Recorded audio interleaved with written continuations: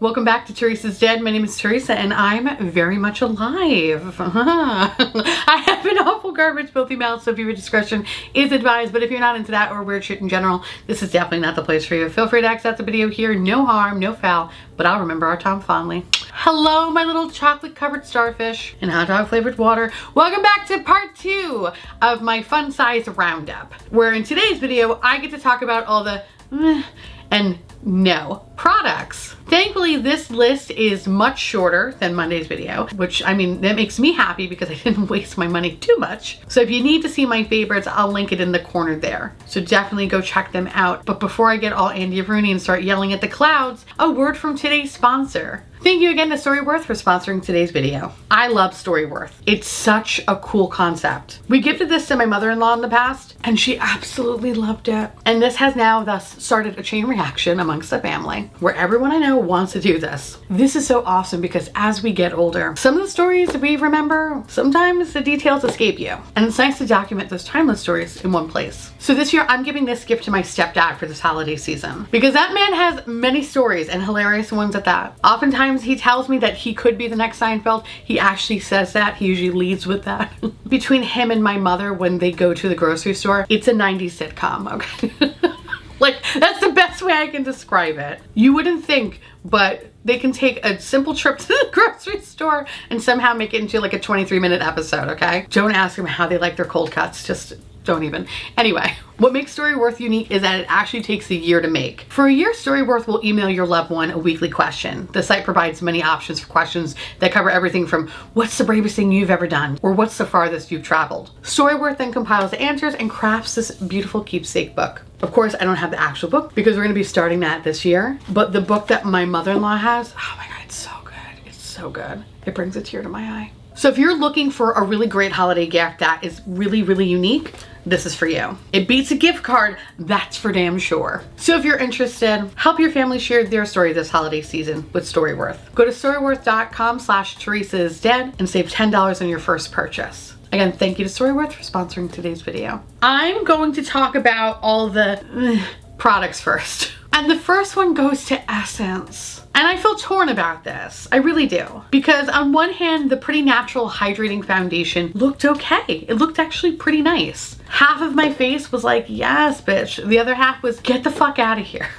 Literally, get the fuck out of here. This foundation is very much trial and error. And once where I got it to where I want it to be, it's lovely. However, the color is not. Also, the packaging was a little funky too. There was like a weird hole in it. But I think what makes it more of a meh product for me is the fact that it was just so unpredictable and the color oxidized so badly. It was definitely noticeable. Let's just say that. The bitch oxidized and it wasn't pretty. But you know what? Honestly, more than that, I think why it's more of like a meh for me is the fact that no matter what primer I use, and bitch, I use them all, there was always a circle on my face and it would never be filled. No matter what primer I used, it would just create a large circle. I don't know why, but there was this huge circle where the foundation would just not settle down. And I know if I keep doing it, I'm gonna have to consult a priest because I'm pretty sure this is foundation stigmata at this point. Like, what the fuck? I don't understand. Like, half my face was like, yeah, bitch, we can get behind it. The other half was like, what are you doing? What are you doing? It was like a conjoined twin. I don't fucking know. So that's why this is a meh, okay? I was going to look past the oxidation, but the fact that it creates a 7th ring of hell, I just can't. I can't. This is a meh, which is actually kind of nice, right? I could clearly call it a no, but this half liked it. Anyway, moving on. I want to talk about some eyeshadow palettes that were ugh. And you know what, the first one, it's this one. It's the Empowered Huda palette. I know, right? Everyone was like, oh my God, it's so good. Nah, bitch. This is just, it's just okay. I expected more, I wanted more, and I feel emotionally and physically and mentally drained when looking at this and using this. And I always think to myself, why the fuck did I buy this? Like, seriously, why did I buy this? Why did I buy this? I love the Rose Quartz palette. I love that palette. That palette is, as the kids say, the bee's knees. Sometimes I'm like, why do you say things with such authority? Like, it makes No sense. I love the rose quartz. This is just okay. To be honest, it's not even memorable. It's not even worth the price tag. It's a fairly common basic bitch palette that has a very mediocre formula. Like, who the fuck do you think you are charging that much for such mediocrity? Not here, bitch. So I would say, yeah, you could skip it. The mattes are okay. They're okay. The shimmers or whatever. Honestly, anytime I use this palette, I'm just like, why did I take the plunge? Why did I get this? I just almost want to throw this in the back of my palettes and never to be seen or heard from again. But I think I'm gonna look forward to decluttering this one shortly. That's for damn sure. And you know what? The same goes for this thing. What the fuck is this thing? So this is the Too Faced Pumpkin Spice Second Slice palette. No, this was a slap in the face. If you had the first palette, then you know what's up. That palette was perfection. The formula was okay, but again, comparing it to that palette, no. No. It's kind of almost insulting to be called a pumpkin spice palette because this is like anything but. Yes, the color story is that, but like there's just something so beautiful about the pumpkin spice palette. This one just falls motherfucking short. Here's another palette that I just wanted more from and all I got was This formula is not the same, and honestly, you know, usually Too Faced kills it with these kind of palettes, and this is pretty much on par with all the shitty Christmas sets that they fucking pander out. You know, all like 8 palettes for $60, and it's like all it is just chalk. That's what this is. Except in a cheap fucking cardboard pumpkin spice palette. Maybe this should be in the no pile. Like, it's not bad. Like, you can get some looks out of it. Like, the formula is not that tragic, but I think just the overall, just the gut punch that you get when you're like, you are not like your sister. Who did you come from? You do not belong in this family. So yeah, this might as well be one of those fucking shitty Christmas sets. And yeah, I said what I said.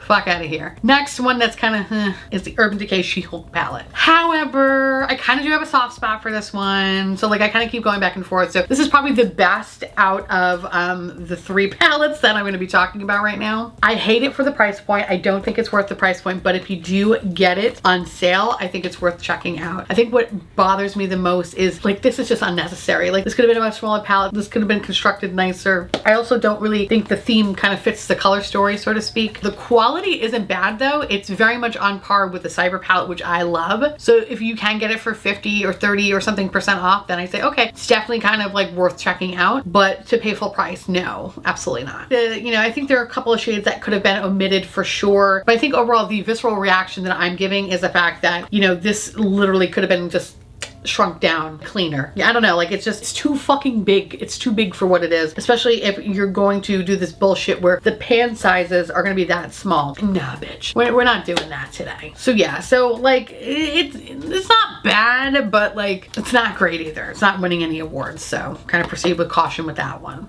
Now the next thing that is kind of is the Pat McGrath holiday collection. Most of it. The whole staggered launch was really incredibly annoying. And between the shipping being out of control and then actually getting the products in the hand and realizing that it's just not the same pack quality, fuck, it literally mind fucked me for days. You know, I think out of everything in the collection, I feel like the face palette, they're kind of like middle of the road. The only redeeming quality out of the Nude Venus palette is the highlighter. The highlighter is fantastic. The blushes, not the same. I don't know what happened, but I felt like the more I used it, the more they would just start to disappear, which is wild because I haven't experienced that with this formula before. And not to get my tinfoil hat on, but is this the same? I don't know. I don't know. It looks the same. It kind of almost feels the same. When applied to the face, it's not the same. So the highlighter is good, and I would even say that I could actually probably even put it on the amazing list, you know, because Pat McGrath highlighters, fantastic. But this no, this is a fucking no. Not good. Not good whatsoever. And then when I finally got the Divine Rose palette, which took 3 years and a day, the highlighter is too dark for me, unfortunately, but these blushes are almost too pigmented. It's like these are pigmented but they blend into nothing. These are too pigmented and it fucking takes forever to try to blend them out to look somewhat normal. Like, these are very garish, very clown-like, which I mean, hey, if you're into that, that's fucking great, but sometimes I don't want to look like I have giant bright red cheeks where it looks like a fucking Campbell's soup kid, so I don't like that. So it was kind of interesting that this was just like disappears, this one stays there. I would love to get something in the middle, but apparently fuck me, because that's not possible. Anyway, I kind of feel like with their holiday launch, the brand definitely jumped the shark, and it makes me side-eye any future collections. And I am sure as shit will probably never purchase anything from the Pat McGrath website just based on the fucked up shipping. That was bananas. It took like a month for some shit. And I mean, what the fuck? No, bitch. No. Hate it, hate it, hate it, hate it, hate it. So no, absolutely not. Anyway, now let's move on to the products that can legitimately properly go fuck themselves. Compared to Monday's list, this is relatively short, like I mentioned. So I will be very detailed as to why these are getting a first class ticket straight to hell. And you know what? We're gonna go guns blazing. Starting with Pat McGrath. That's a special place in hell for this palette. Yo, this holiday collection was bad, right? It was mediocre, if anything. It started strong in the pictures and then execution was fucking terrible. I've since tried and tried and tried and tried and tried again with this palette because I know in my video, like I decided to go a little bit out of my comfort zone and I started to use a little bit of that turquoise mascara, which ironically I feel like is the best thing out of the collection, which is the thing that just revolted the shit out of me. But the more I use this eyeshadow, the more I realize that this is not the same quality that we all know and love. The mattes were kind of difficult. Some were patchy and some were very muddy, especially when combined together. Usually Pat McGrath's mattes are just so seamless and you can see the gradient. That's not the case here. Everything just looked like one fucking brown, murky, muddy fucking color. If I could call it diarrhea, I would. Like, that's just how bad it was. But I think what pissed me off the most was the fact that a lot of the shades lifted after a short period of time. Any shades that were like really, really dark, like the purple, the blue, the green, those lifted horribly. Where I would just notice like huge bald spots and I was like, where the fuck is the eyeshadow going? Where is it going? When I start to look at myself in the mirror, I just look like a fucking used car salesman with all the goddamn bald spots, okay? Not good. But I think what made me really sad was the shimmers, because while the shimmers looked really beautiful, they had so much glitter bukkake, and the bukkake was not easy to clean, much like bukkake. It just rained down hell all over my face, and it was just so many like craft glitter, just little fucking nuggets just sticking in my skin, to the point where it was just like, if I don't take a scrub daddy to my face, the glitter is going to live with me forever, and I hate it. I fucking hate it. So hard now. So hard no. This was bad. It makes me sad because last holiday palette I really loved. The one before that I hated. This is on the same lines of that palette, and I really look forward to decluttering this fucking mess. I really do. You're gone, baby. You fucking gone. Hate it. Honestly, these palettes have everything in common with Too Faced. The only thing missing is the weird fucking dead animals that Too Faced did that one year. If that was on this palette, I wouldn't think twice. I'd be like, oh, Too Faced, hey, oh, nice color story. Just no, absolutely no. Moving on to Decay.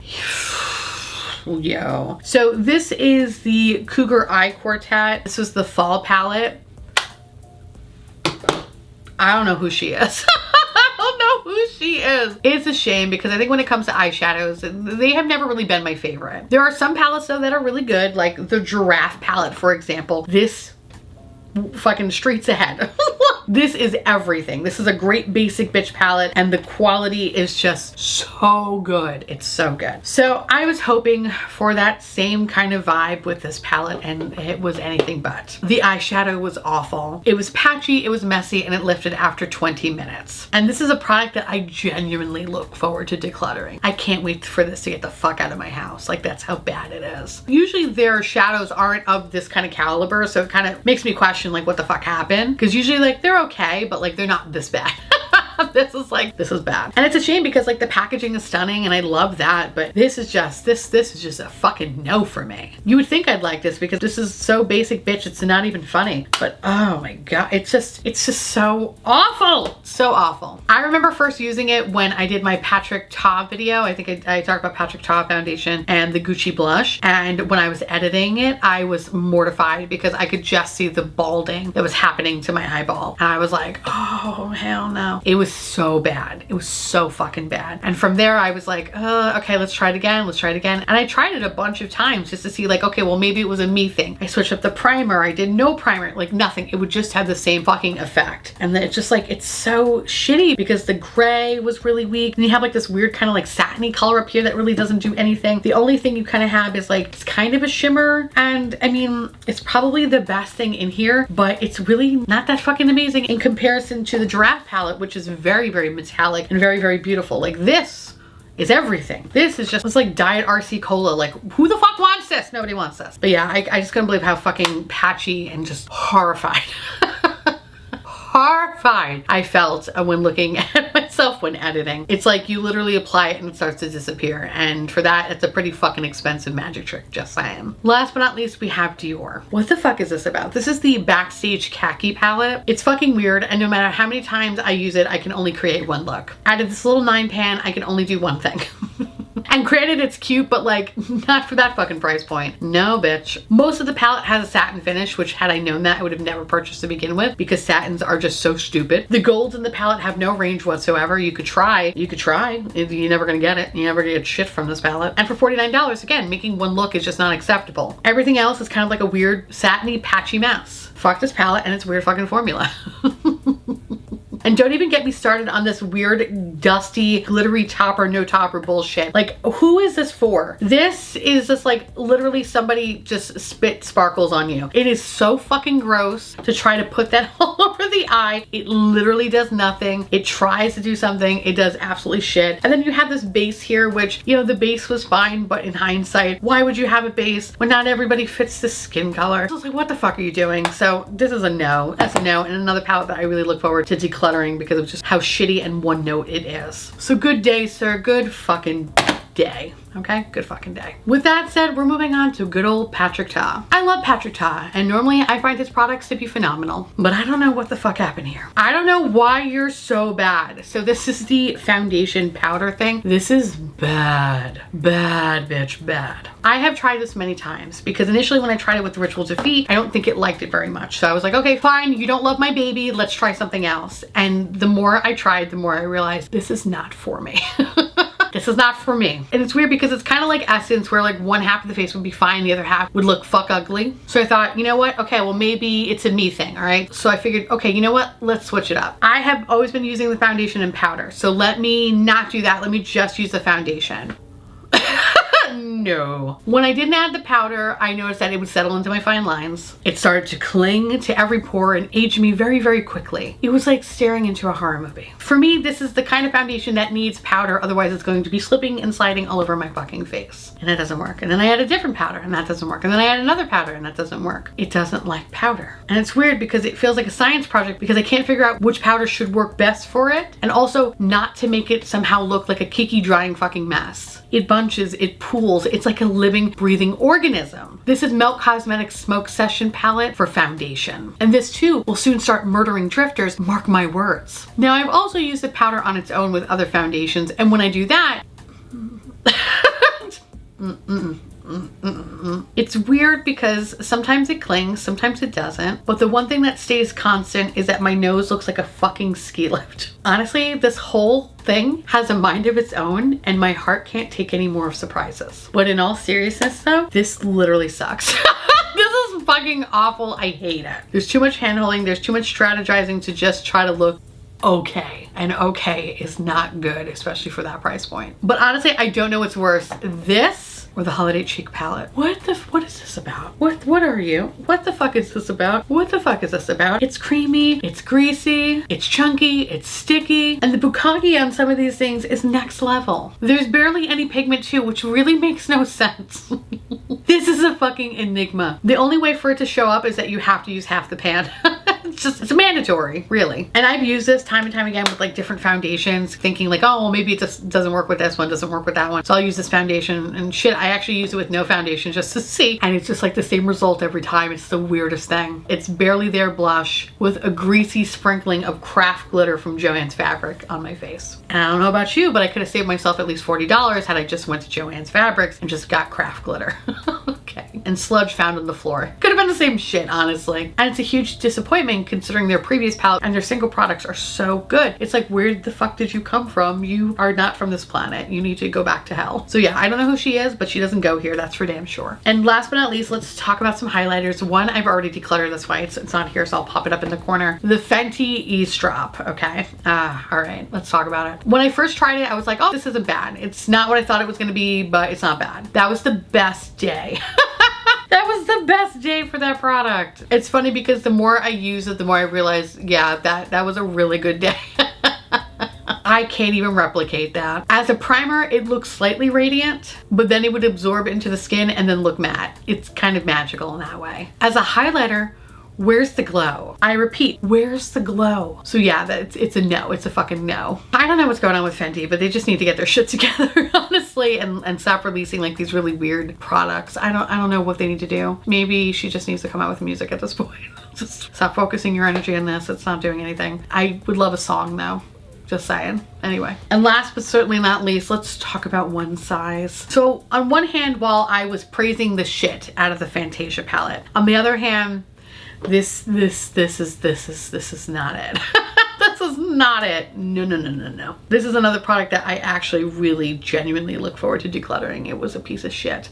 It's a shame because I think the pan embossing is really fun, and it's like one of those weird things where you have to like look at it in the mirror, and then you could see Mickey on one side, but if you flip it this way, you could see a music note and you could see a hidden Mickey. It's really cool. Like the concept is really cool. So when I first watched it, I was like, okay, this is going to be definitely geared towards those that have light medium skin. So if you are fair like me, it's just not going to work out. Okay, fine. And usually I find that even though the highlighter might be too dark for me, sometimes you can kind of like mask it with like a little bit of blush draping or something like that. So I was like, all right, let's see if I can try to still somehow use this, because I really do like the one size formula. But the formula in this is just really fucking weird. It's straight up craft glitter. Again, Joanne coming at me again. I could have saved my money and just went to the store because I got the same thing there. I love a smooth, silky highlighter. This is anything but. But what makes this special is how long it lasts, because it doesn't. I'll say that again. What makes this special is how long it lasts, because it doesn't. I know, it sounds like an SAT problem. It's not. It's just shitty. When I first put this on, I could see it. I could see Joanne. I could see her craft glitter in all her glory and her coupons clutched in her hand. And then within like a minute, it just starts to disappear. What the fuck?